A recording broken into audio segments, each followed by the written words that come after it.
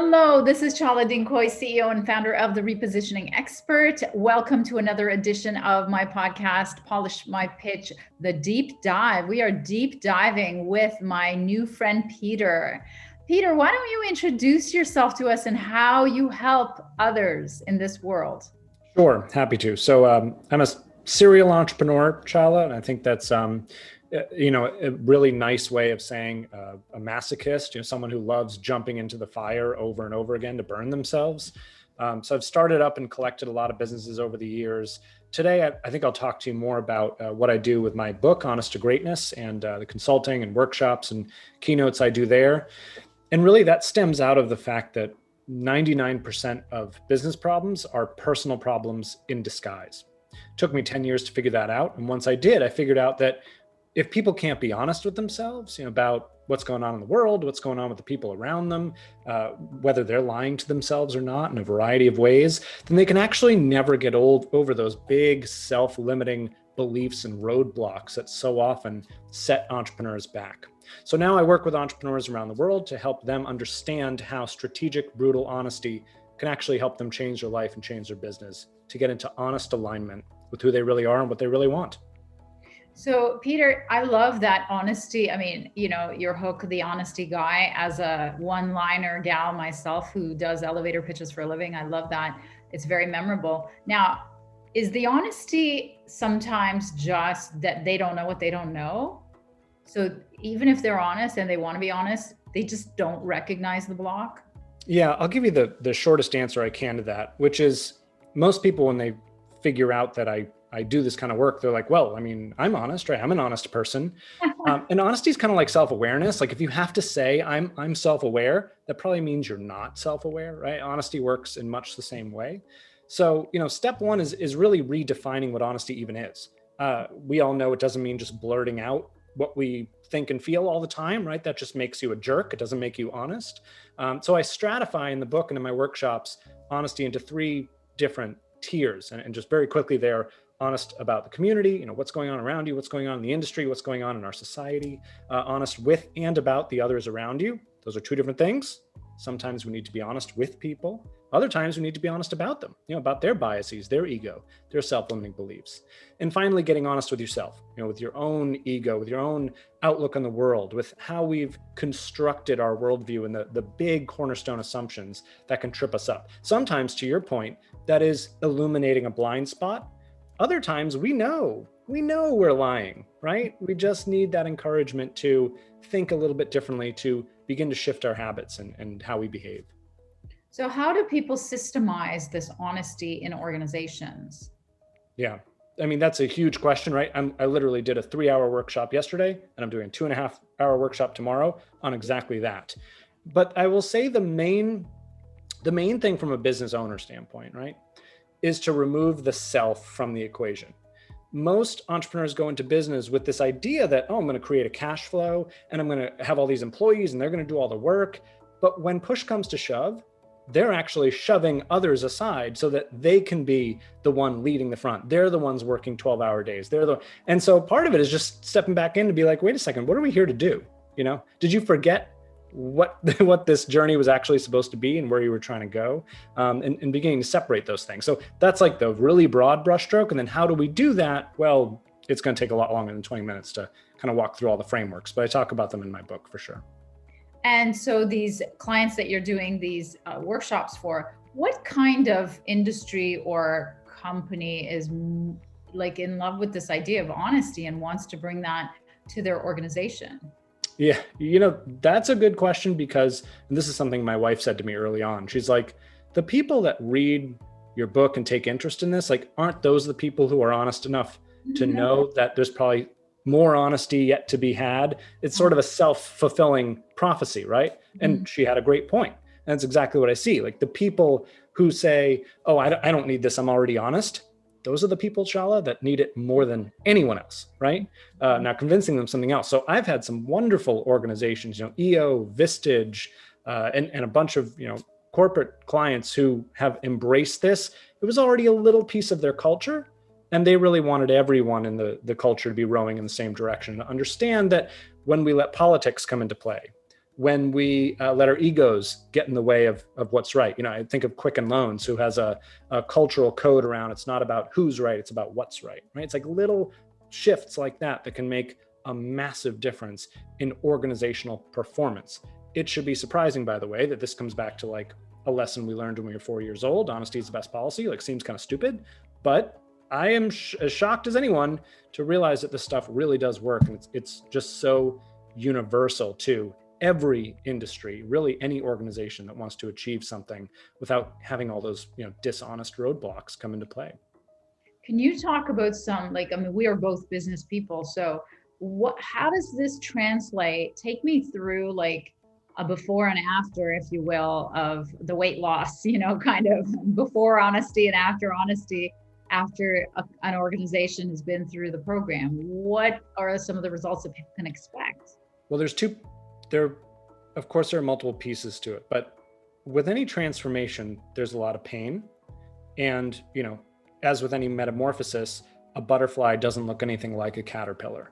And so oftentimes organizations will come in thinking they're going to make a 1 or 2 or 3 degree tweak, and they end up revamping everything. When they have to confront, for instance, that their strategy, honestly, isn't that specific, it isn't that relevant, it isn't that impactful, and they have to shift strategies. When they realize there are people in the organization that are fundamentally opposed to the core values, and they've just let that go for so long that it's caused all this friction, then there are layoffs. We have to bring in new people. It's really, I'm in the transformation business, and that's how I describe it to people. I'm in the, let me take you by the hand, knowing this is going to be really painful, and help kind of guide you to the other side. But if you take a look at the organizations in my book, the largest hedge fund in the world, Quicken Loans, as I mentioned earlier, the Ritz-Carlton, entrepreneurs like Bethany Frankel, Warren Buffett at Berkshire Hathaway, all these incredible people. If you take a look at what they do, they follow these frameworks to the T. And by the way, that's why they have organizations that have massive profitability, that dominate their industries.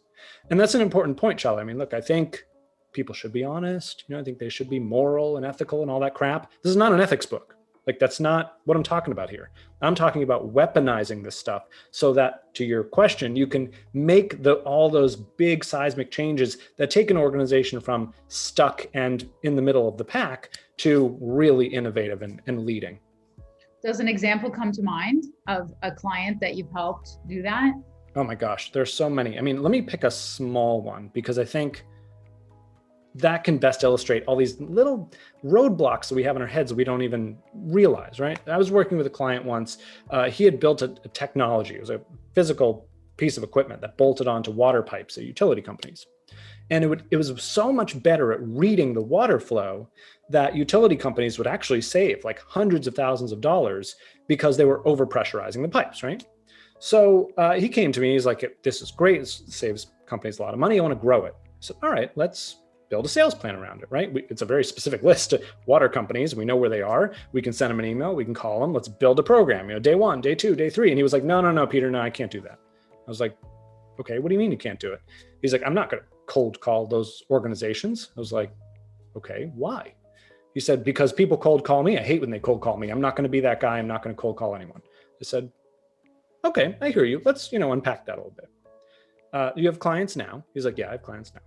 How did you get those clients? Well, I go to a trade show every year. I said, oh, you go to a trade show. And at the trade show, these clients, they walk up to you, they see you at the booth, they learn about your product and they buy it. And he's like convinced he's getting through my thick skull. He's like, yeah, Peter, that's what I'm saying. That's how they find me. I said, all right, fine. So what you're saying is that the people who are walking the trade show and are lucky enough to stumble upon you, they deserve to save money. And by the way, all the taxpayers, or the people in the region that buy water, they deserve to save money too. But the organizations that aren't lucky enough to find you, that didn't go to the trade show, that didn't happen to see you there, they don't deserve to save money, and all their customers don't deserve to save money either. Is that what you're saying? There was silence, right? Now all of a sudden, he's like, well, when you put it that way, yeah, it sounds kind of stupid. And I was like, I didn't say it, you said it, right? We built a sales plan that day, right? So there are all these ways in which we lie to ourselves about what is, how we feel about something, how we think, what our assumptions are, that if we could just step back and ask, is that even true? How can I test if that thought process of mine is even true with a capital T, is even helpful and real in this sense. And so you can imagine, blow that one entrepreneurial story up to a massive organization across all these frontline employees, all these middle managers, all these executives. All those little shifts compound to a massive transformation. That's what really gets exciting. So is the majority of your work reframing the truth for people? That's a really good way of putting it. And I do talk about framing and reframing. I open my workshops with a discussion about, the news, right? And the messages that come at us. It's like, I had someone yesterday in a workshop talk about one newspaper in particular that I won't name, and how that was the source of truth, absolutely. And so someone else in the workshop was like, how can you possibly say that? They take money from advertisers too. They're in the business of wooing eyeballs too. And the person was just kind of like, oh yeah, why did I think that? So what I'm trying to build first and foremost, Chala, is awareness that, hey, there are incentives out there that perhaps are not in your best interest. And we learn things not only from the news, but also from our parents, from our friends, from experts out there who have been bought and paid for. So if we, as a culture, as a society, can stop jumping down each other's throats about, well, I can't believe you believe that, and you believe, and just start asking like, hey, why do you believe that? What information are you looking at? What data are you looking at? Imagine how much of an open, honest society we could build if we just took that curiosity posture instead of well, I know it all because I read X, Y, and Z newspaper versus another. It doesn't make any sense. It's all not real. It's all not based in truth.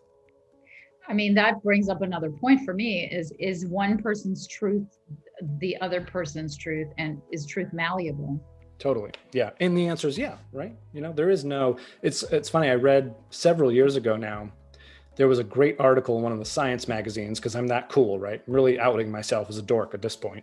And it was talking about how even math that we think about as being sort of a bedrock of truth, right, is actually rooted in human creation.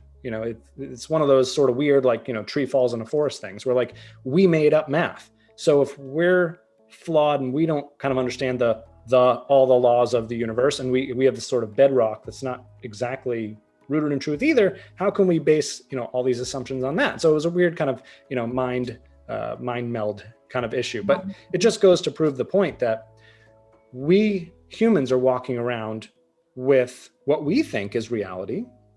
And the more we can step outside that and again, get curious, ask questions, figure out where we might be lying to others, to ourselves, all kinds of doors can open to us, not only in our personal lives, but really, in business as well. What is the biggest lie that people are telling themselves when they're business owners? I think the first thing that comes to mind is imposter syndrome. Oh, I'm not good enough. I don't know enough. I'm not enough of an expert. Why would people follow me? And oftentimes I find that can be detrimental. Now, on the other end of the spectrum, you have someone like Elizabeth Holmes, right? The founder of Theranos, I write about in my book. There are people, of course, who come out and think they know everything. And that's equally dangerous on the opposite end of the spectrum. But we don't see a ton of those, right? Like those cases are big and in the news and they go to jail. We have more of the entrepreneurs that really have something, or even leaders. I've worked with leaders of big organizations that are like, I don't know, I'm not even that confident. I don't know, what I'm doing here. But that's pervasive. It's everywhere. And the problem with that is, oftentimes they know exactly what to do. They're wonderful leaders, but their doubt trickles down, and that causes its own set of issues.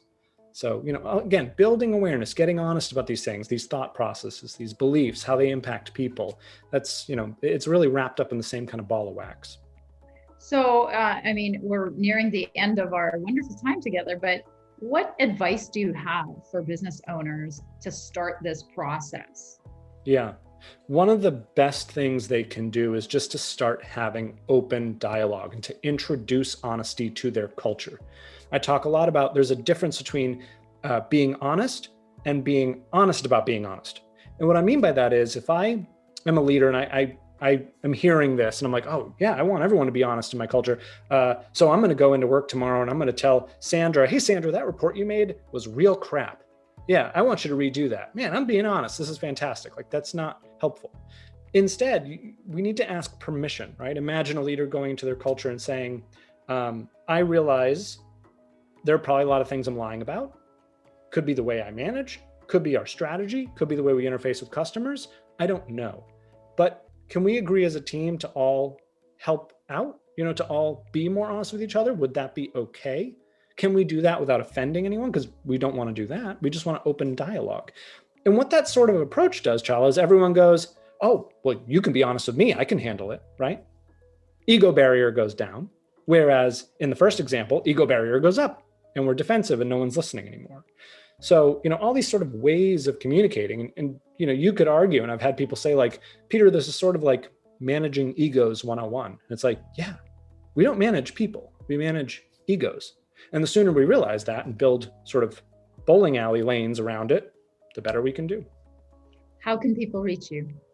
Come have an honest conversation at honest2greatness.com. That's honest2greatness.com. There you can take the 21 question honesty quiz, which tells you how honest you really are if you are brave enough to find out. And I'm on all social media, but not really, because I'm the most terrible millennial ever and I prefer not having my head in my phone. So you can try me, but website's easiest. And of course, pick up a copy of the book. Let me know how it is. And we can get that on Amazon? Absolutely. Everywhere books are sold, audiobooks out as well. Very nice. Thank you so much, Peter. It's been a pleasure, an honest pleasure. Likewise. Thanks for being honest.